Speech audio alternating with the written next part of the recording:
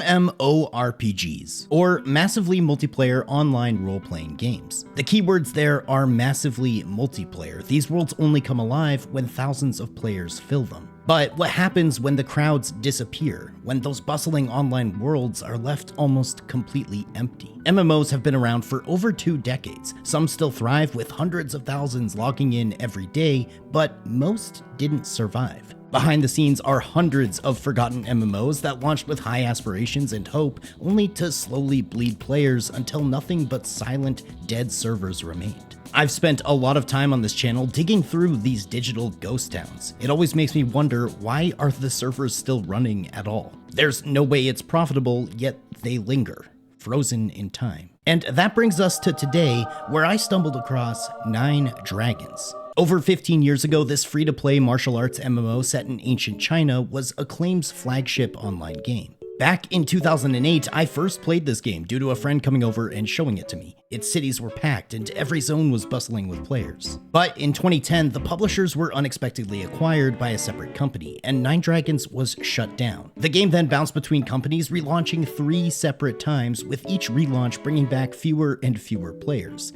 Until today. There is a version still running. It's called 9 Dragons Awaken. It's basically the exact same game with some minor tweaks and quality of life updates, yet it only peaked at just over 200 players on Steam in 2017. Now it averages about 20 players per day, which in my experience after playing, even that number seems a bit dubious. I mean, just take a look at this game's subreddit. There's been about 10 posts this year, and there was only 2 posts the year prior. So once a thriving martial arts world is now a ghost town. And today I'm going to be locking myself into 9 Dragons for a full 24 hours. I want to find out how the game plays and feels in 2025. But also I want to try and understand what went so wrong. So hour 1 begins. In 9 Dragons, you start as a classless character, meaning that character creation focuses solely on choosing a name and customization. 9 Dragons boasts an absolutely massive array of options regarding character customization, everything from face to hair.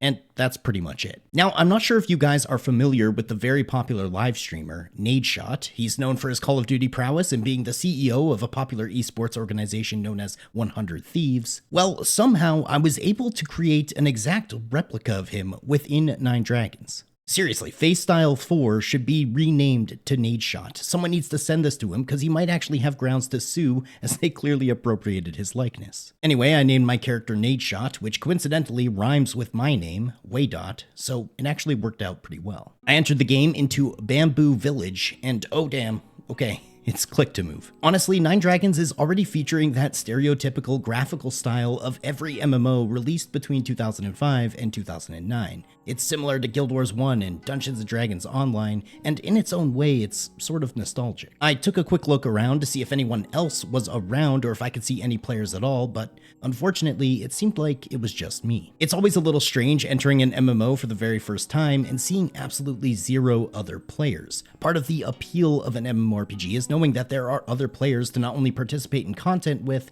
but also to kinda show off to. When you first start an MMO, you have all these dreams and aspirations of becoming the most powerful player in the game with the coolest and strongest armor and equipment, and for what?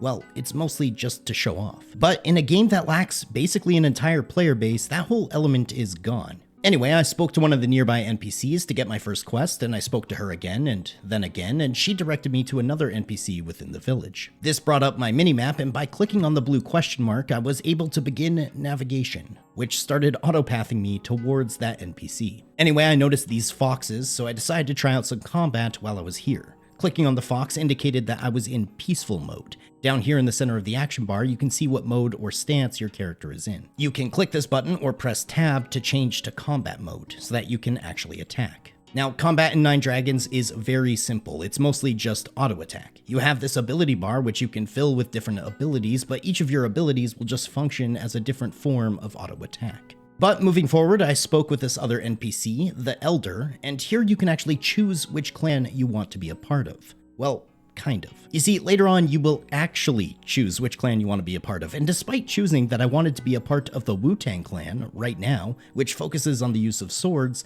I would find that this is not a binding action. as later on I would accidentally join another clan when the game actually prompts you to join a clan. But I digress. By choosing Wu-Tang, I was able to get my first weapon, a sword, and this also got me to level 2. One other thing to note that's very important is you see this pop-up where it says press Alt to use Lightfoot. Yeah, remember that.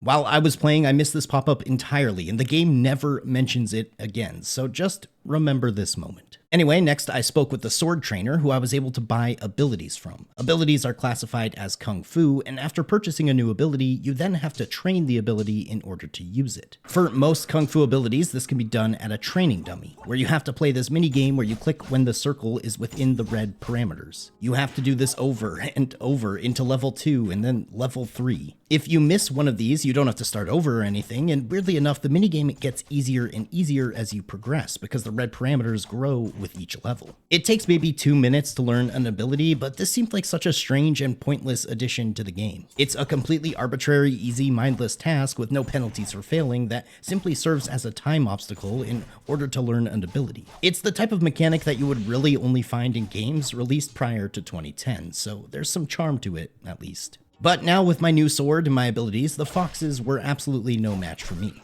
And with that, I was level 3. Next up, I received a whole host of quests. Notice these quests are all blue and titled RTE. This means they're part of the Road to Enlightenment quests, and each of these quests will sort of teach you about a new mechanic or send you to a new area or dungeon as you progress through the game. These ones I'm picking up now would teach me about certain types of gathering quests, as well as completing collections, which are unique items that you have to bring to specific NPCs for specific rewards. I picked up about 6 of these quests, or so I thought I did, as I had to talk to every one of these 6 NPCs within the area. However, afterwards, when checking my quest log, I only had 2 active quests. You'll notice very early on in Nine Dragons that there's a lot of back and forth between NPCs and chatting within quests. But currently I needed to open these golden boxes located throughout this bamboo island in order to loot 5 specific items. I also needed to gather wooden stumps or sticks from a bandit camp. So I made my way over to said bandit camp, and it seemed like most of the NPCs were non-aggressive. That is, until I tried to take one of these wooden stumps and immediately 3 of them attacked me. I took one down and this got me to level 5, but almost immediately after, another one took his place. And after I killed another, yet another one took his place. There's like 30 bandits in this area. There's no way I could clear them all out, especially with how fast they're respawning, in order to gather these stumps. But then I figured they aren't really doing much damage. I still have basically full health, so I tried to gather the stumps while in combat, and that seemed to work. In fact, this is how most item gathering quests work in Nine Dragons. You're gonna have a bunch of NPCs attacking you, but you can mostly just ignore them and get whatever you need. Anyway, I made my way deeper into the bandit camp by going through a haze of fog so thick it would make Nicki Minaj blush. And on the other side, I found the king of the bandits, the big bad boy himself, Zhang Zong. I decided to just fight him and see if I could take him, and yeah, he was pretty easy. I thought I might be done for when at around 10% HP, he full-on belly flopped on top of my character, but it did basically no damage. A few moments later, back at camp, something quite interesting caught my attention. Out of curiosity, I decided to press this big button to the right of my action bar, and this causes your character to sit down and meditate. Cool, I thought. But while meditating, I realized I couldn't move or do anything. In fact, meditating cuts out all action from your character. There are 3 ways that you can cancel your meditation. 1 is to take damage from an NPC, but there were no hostile mobs currently around. 2 is to log out and back into the game, or 3 is to fill up your HP bar. You see, meditation is how you regain HP and mana, or vital energy as it's called, and this goes up very slowly, like excruciatingly slow. So if you're ever at very low HP, you could end up having to use the meditate ability in order to regain said HP, and this could literally take upwards of 3 or even 4 minutes for your entire health bar to regenerate. 4 minutes in which you can't cancel the meditation or do literally anything else. Trust me, I thought surely this had to be a mistake. Surely they gave players a way to cancel meditation, but no. I Googled it. There is no way to cancel meditation. It's kind of hilarious, but it's also just a super awful mechanic. Anyway, another quest had me take out Zhang Zong again, and this time he belly flopped on me about 5 times in a row, but still, he was no match for my legendary martial arts skill. At this point, I was just about finished my first hour of gameplay. I was level 9, and I was directed back towards the Elder. I was told to learn about chi breathing. This is another sort of minigame where, depending on the color of the symbol, you either left-click, right-click, or double mouse click. Now, this actually created a bit of a unique problem for me. You see, this game was created prior to the invention of the modern mouse. My Razer Naga V2 Pro is quite sensitive, and it takes very, extremely precise timing to register both mouse clicks at the exact same time. So the blue circles were particularly challenging throughout my time playing Nine Dragons, but I was able to make it work nonetheless. After I completed this chi-breathing minigame, I was met with one of the strangest cutscenes I've ever experienced. This is a pre-recorded cutscene with different graphical settings, and even a different aspect ratio in order to teach you about the consequences of dying within Nine Dragons. The voiceover is charming and the translation is okay. But anyway, when you die in Nine Dragons, someone can revive you, or you can revive in a town. It's really quite a standard process that hardly needs its own 3-minute long cutscene, but honestly, it was just nice to hear someone talk to me after spending over an hour completely lonely within this old MMO.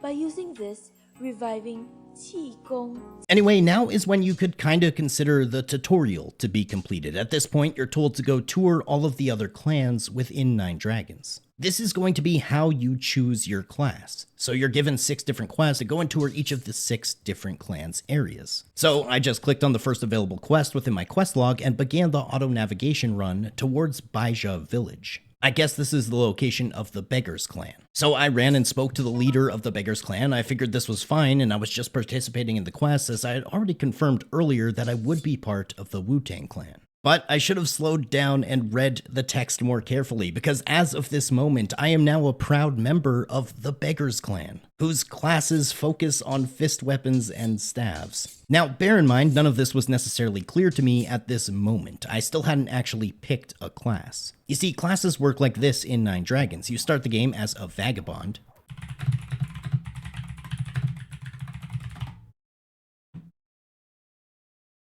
Vagabond.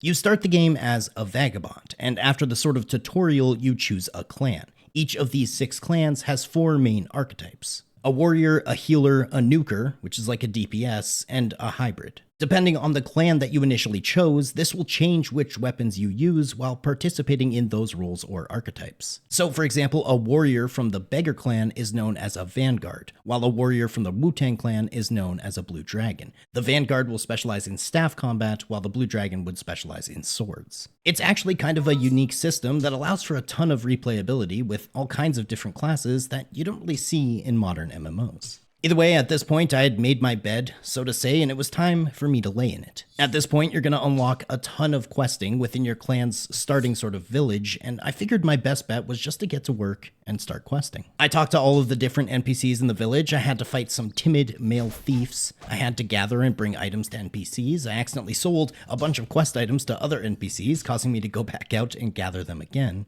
I found someone's corpse and fought a wicked rascal, which I thought was going to be some sort of animal, not this absolute snake oil Chad. But all in all, I was starting to make some decent progress. I was already level 13, and I was slowly becoming less and less confused about the game. One thing to note is that drop rates can be pretty low in Nine Dragons, especially when you're going for specific items. I had to fight a ridiculous amount of these wolves in order to get a wolf claw.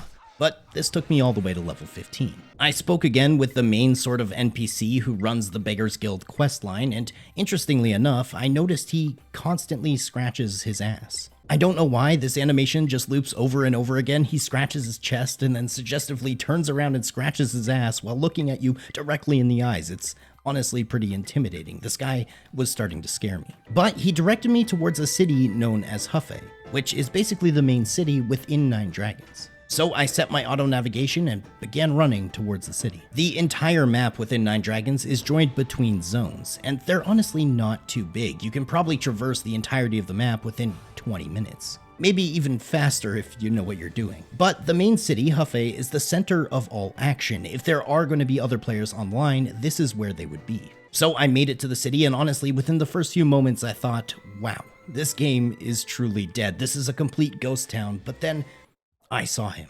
A player. What's up, bitch? It said he was away. I tried to inspect him, but it seemed he had some privacy settings active, so I turned away from him and oh my, it's glorious. There are at least 6 to 7 other players here. Now, almost all of them indicated that they were away. And this is because Nine Dragons implores that old archaic shop mechanic where you can leave your character AFK to act as a store while you're not at your computer, which is what I think all of these other players were actually doing. In fact, I clicked on one of the players' stores and they were selling things for literally billions of coins. I would imagine with so few players, it would take quite a long time for some of these items to actually sell, as the demand probably just isn't fully there. But either way, despite the fact that throughout the remaining 20 or so hours of my playthrough, I never saw a single player outside of the city of Hefei, it was still somewhat reassuring to know that I wasn't actually 100% completely alone, even if everyone else was just AFK. And now I had to run all the way back to my Beggars Clan village, as that's where the majority of my questing was still taking place. You see, there's a ton of running around in Nine Dragons. If only there was some way to speed things up. But within a few more hours, I got to level 20, and this is when a couple of things happened. First of all, up until this point, I had only really participated in RTE quests, the Road to Enlightenment, the blue ones as I explained earlier. But within my quest log, I had an RTD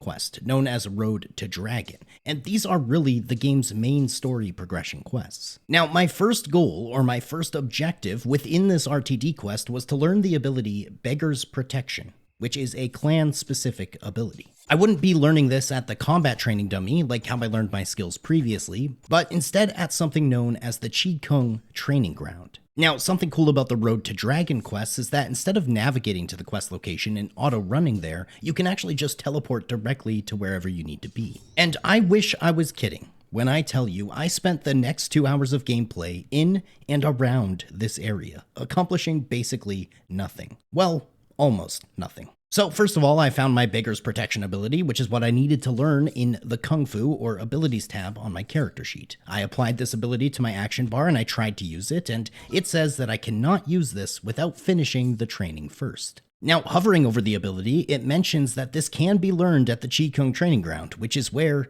I am. I tried teleporting away and coming back, I tried taking off my weapon, I even went and found some other combat training dummies to see if the game was just directing me the wrong way, but no, I couldn't learn this ability there either. I spent an embarrassingly long amount of time Googling and ChatGPTing the answers to this seemingly simple question: how do I train this ability? The problem is that Nine Dragons has been re-released 3 or 4 times, and this version is the least popular. Though the main game, the original game, was much the same, there's been a ton of small tweaks and differences within each version, and apparently, training of this ability is one of those differences. According to ChatGPT, I would learn this ability through a quest, or it mentioned that there should be a yellow glowing circle that I'm supposed to stand on, or it mentioned that I needed to equip this ability in my Qigong ability slot of my action bar. And amidst all this confusion, I was led to realize, if you remember correctly, that I could activate something known as Lightfoot by pressing the Alt key. Look at this! Look at how much faster I can run! This is basically a permanent sprint that you can use whenever you want and would have sped up my progress up to this point by at least 2 or 3 times.